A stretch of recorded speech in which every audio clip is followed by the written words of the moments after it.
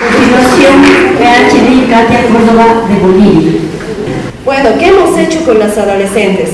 Para empezar, hemos iniciado las intervenciones haciendo una encuesta, como ya les ha mencionado en Ecuador. La encuesta se ha hecho en los 3 países y a partir de esta encuesta hemos determinado qué era lo que los adolescentes necesitaban de las estadísticas que hemos sacado de esas encuestas. Hemos visto que los adolescentes tenían problemas de sexualidad, de conceptos de sexualidad, qué era, qué significaba y entender en su amplio sentido.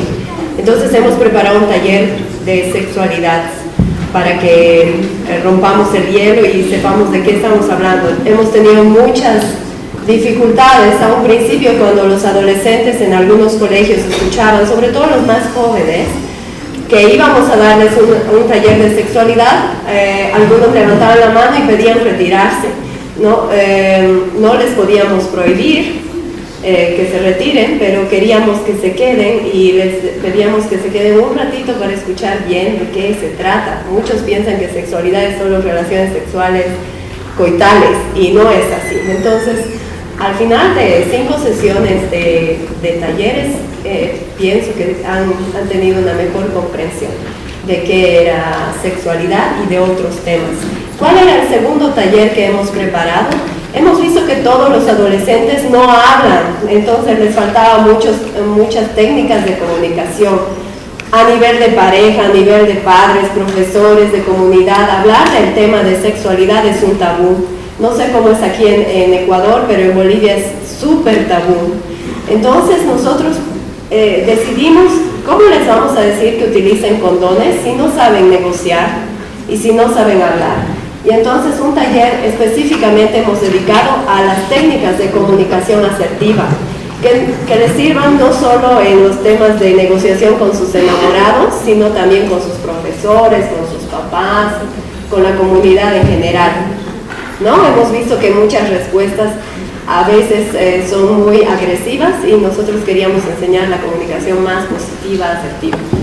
Otro taller hemos dedicado a la autoestima, porque también vimos que a pesar de que los resultados en una primera instancia de la encuesta nos decían que los adolescentes tenían alta autoestima, hicimos trabajos después de los talleres con los adolescentes como grupos focales más o menos. ¿Qué nos decían los adolescentes? Sí, pero yo sé que me quiero porque yo me miro al espejo y me arreglo mucho y estoy siempre a la moda, pero no es solo eso autoestima. Y les decíamos, autoestima también significa no meterse en situaciones de riesgo. Si voy a tener relaciones sexuales, entonces aceptar y hablar de ese tema, ¿no? Y no estar arriesgando mi futuro, mis proyectos de vida en el futuro, solo por un momento, ¿no? Entonces hemos trabajado en el tema de autoestima y también en el de proyecto de vida.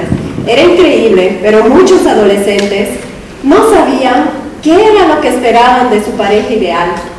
Muchos de nosotros cuando nos vamos a casar o tener un enamorado, nos imaginamos qué quisiéramos de pareja y qué no aguantaríamos de esa pareja, pero nuestros adolescentes o quizás también los adultos no reflexionamos tanto en ese tema, pensamos ya, lo damos por sentado y sin embargo nos hace mucho daño mi chico es muy celoso, mi chica quiere que esté todo el día llamándole por teléfono o esté en la puerta de su casa charlando con ella y se olvida que yo hago deporte, hago fútbol, voy a mis clases de música y yo hago mis roles como persona al estar enamorado. Entonces pensamos que era necesario darles también un taller de proyecto de vida, no con el fin de que sepan exactamente qué va a pasar en su vida futura, pero sí para tener los parámetros en los cuales se moverían en una relación sentimental, qué quisieran tener, qué esperarían de un chico o siendo un chico, qué esperarían de una chica, y que estén ellos seguros para el momento de comunicarse, que comuniquen también sus objetivos de una relación de pareja. Y también en cuanto a la parte educativa y demás. Entonces pensamos que estos talleres en conjunto iban a dar una mejor base sobre la sexualidad. Nuestro último taller era mezclado padres-hijos y era para que se enteren que sus papás sí pueden hablar de sexualidad. Muchos de nuestros adolescentes piensan que no, pero sí para, claro, papás también que han participado del taller, que podían intercambiar ideas, y era en base a un trabajo que Erika nos dio, preguntas muy íntimas sobre sexualidad que tenían que escribir en papeles y luego leerlas así en el anonimato, y que ha servido muchísimo a conocer padres e hijos las verdaderas necesidades que tienen de estos temas, ¿no? De los temas más íntimos que nunca se animarían a hablar frente a frente. Para lo que es temas de conocimiento de centros de salud, no podíamos armar, a lo largo de todos los talleres hemos hablado de visita a un centro de salud, visita a un profesional, etcétera, pero también hemos habilitado a un médico y a un psicólogo que vayan a las unidades educativas a hacer atenciones, y también una línea de SMS para que nos puedan mandar sus mensajes más secretos, más prohibidos, digamos, que nunca se animarían a hablarlos oralmente, pero que sí los pueden textear. Y hemos recibido preguntas, muchas preguntas, y en los temas de psicología y medicina también, que nos han dejado entender mucho más las necesidades de los adolescentes. El tema más preguntado era saber si estoy embarazada, o cómo sé si mi enamorada está embarazada, cómo puedo determinarlo lo antes posible para tomar medidas. Ese era el tema número 1 que nos han texteado, y también en los médicos, en las visitas médicas. El segundo tema era de mi enamorada está embarazada o yo estoy embarazada, ¿qué puedo hacer para abortar? Ese era el segundo tema. Y el tercer tema era ¿qué hace a mi cuerpo utilizar tantas veces la pastilla de emergencia? Hemos tenido casos en la parte médica que llegaban chicas que han utilizado hasta 5 o 6 veces por mes la pastilla de emergencia. Y claro, nosotros en Bolivia es algo muy nuevo, todavía realmente no sabemos las consecuencias, pero hemos tenido chicas que han venido con sangrados muy profundos, que ha sido necesario referirlas ya a un centro de salud, porque también estamos aprendiendo con ellos las consecuencias que pueden existir. Entonces vemos que sí era necesario hacer las estrategias a partir de los adolescentes y permanentemente hacer una retroalimentación a partir de lo que ellos nos consultan, y preparar los talleres en base a ellos. Bueno, voy a intentar solo hablar de Bolivia, pero yo trabajé en los 3 países, Nicaragua, Bolivia y tanto Cuenca, y la verdad es que algunas de las experiencias y las historias, las perspectivas fue realmente transversal, o sea, cruzó de país a país, porque me acuerdo bien, cuando comencemos ese proyecto, algunos de los colegas dijeron cosas como, pero la cultura en nuestro país es distinto, la cosa donde vivimos es distinto, pero al final del proyecto nos realizamos que, mira, esas cuestiones de cómo es la comunicación en la familia, la dificultad de comunicar sobre temas de sexo y sexualidad, es algo que están viviendo muchas personas, no es nada como limitado a un lugar en específico. Mi trabajo con jóvenes más concentraba en la investigación etnográfica, entonces la verdad es que yo miré a los jóvenes involucrados en el proyecto como colaboradores e incluso como co-investigadores, entonces no fue que yo estaba investigando a ellos, pero más que ellos me ayudaron a realizar la investigación misma. En el primer año del proyecto, en el análisis situacional, cuando intentemos entender mejor qué es lo que quiere los jóvenes de este proyecto, organicé un grupo aquí en Cuenca de investigadores pares, se llama, y ellos recibieron una suerte de como capacitación en técnicas de entrevista, de investigación, y decidimos sobre una serie de preguntas que ellos luego podían realizar a sus amigos, familias. Y lo interesante es que en hacer ese proceso colaborativo, las cosas que yo pensaba entrando en el proyecto hace 4 años que iba a ser lo más importante, como falta de información o educación de anticonceptivos, no era de lo que ellos querían discutir. Lo que surgió era cuestiones de cómo, la cuestión de celos en parejas, ¿no? Cómo manejar la celosidad, o como cuestiones de realmente que tiene que ver con amor, con relación, cómo sé si es amor verdadero o no, cómo sé si estoy con la persona correcta, cómo voy a saber si es la persona con quien debo empezar a tener relaciones sexuales. Entonces era todo lo que va mucho más allá de una consulta médica o de un conocimiento de anticonceptivos. Entonces realmente fue los jóvenes mismos que dirigió, dirigía a donde iba el proyecto. Disculpe mi español, en ese momento es terrible, pero bueno, o sea, entiende el punto, ¿no? O sea, fue los jóvenes que realmente nos ayudaron a entender en qué se debe enfocar el proyecto.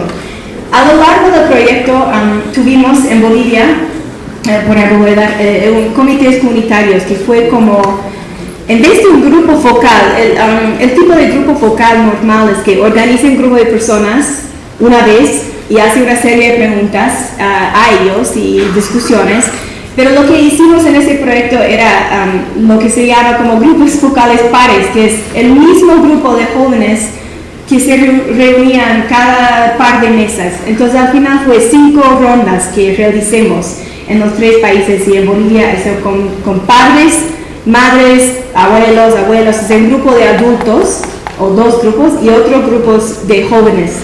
Y como seguimos reuniendo con las mismas personas a lo largo del proyecto, entonces pudimos llegar a un punto de realmente discutir temas bastante íntimas, ¿no? Y llegar a preguntas íntimas. Diciendo eso, yo, antropólogo con mi grabadora, así haciendo las preguntas, muchas veces fue al final de la entrevista o al final del grupo focal, cuando me acercó a mí los jóvenes con las preguntas que no podían hacer todavía, ¿no? O sea, no con grabadora, no frente a sus pares, y me dio cuenta qué tanto trabajo hay que hacer todavía para que haya espacios realmente en donde se sienten cómodos de hacer esas preguntas íntimas. Le voy a dar unos ejemplos, porque Katia ya ha dado algunos, pero para darles las palabras de los jóvenes mismos. Tienen que ver cómo se debe actuar una persona después de haber tenido relaciones sexuales por primera vez. O sea, me acuerdo bien, eso fue en Bolivia, estaba hablando con una chica y al final de la entrevista me dice, ya tengo una amiga, siempre es así, ¿no? Tengo una amiga y ella ha empezado a tener relaciones sexuales y ya tiene mucha vergüenza para hablar con el novio, ¿qué se hace? Y la verdad es que me puso en esa posición tantas veces, a veces con un grupo de jóvenes, también en Bolivia me preguntó a mí, mis primos me dicen que debo tener relaciones ya, ¿no? O sea, que debo empezar, pero no sé si estoy cómodo, ¿qué hago? Y realmente son preguntas que no hay respuesta, o sea, no hay respuesta, yo no puedo dar respuesta diciendo que así es como se debe vivir la vida, y muchas veces yo creo que los jóvenes están buscando un guía a cómo hacer decisiones tan complejas o tan difíciles, y me sentí muy mal porque realmente yo no soy la persona para decirles, es algo que debe de estar discutiendo en familias, en comunidades, con personas adultas en sus vidas.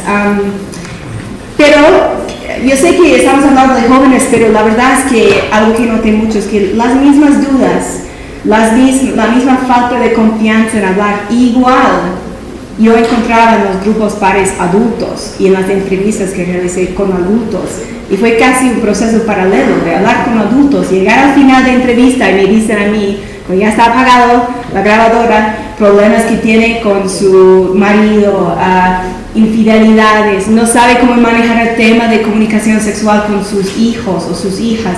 ¿Cómo es que hablo de esos temas? ¿Qué digo? ¿Está haciendo tal cosa? ¿Cómo reacciono? Entonces, las mismas dudas, las mismas como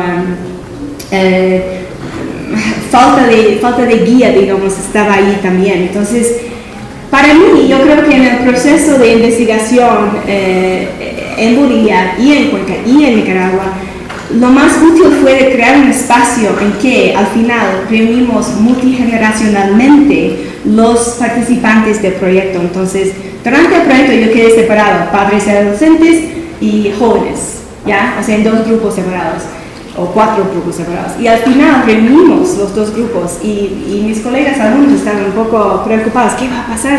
¿Va a ser peleas entre los jóvenes y los adultos? Los jóvenes van a decir una cosa que asusta a los papás van a, no sé, decir a los jóvenes, ay, ¿de qué estás hablando? Pero realmente fue una experiencia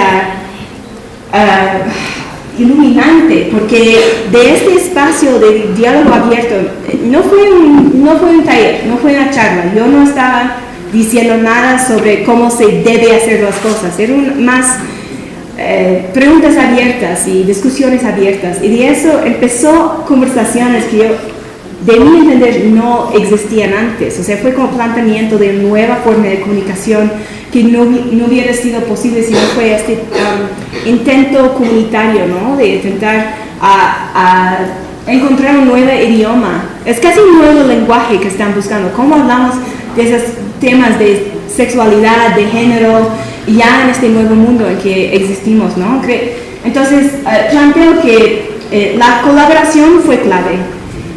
La participación de los jóvenes sin ellos, sin que ellos me dieran su tiempo, no hubiera sido posible en ningún éxito de ese proyecto. Realmente fue basada en el tiempo voluntario que nos ofreció los jóvenes mismos. Y entonces agradezco a ellos y también ojalá que sigan siendo los jóvenes muy activamente involucrados en esos proyectos de salud pública, porque sin que ustedes estén involucrados van a seguir haciendo cosas que realmente no son pues las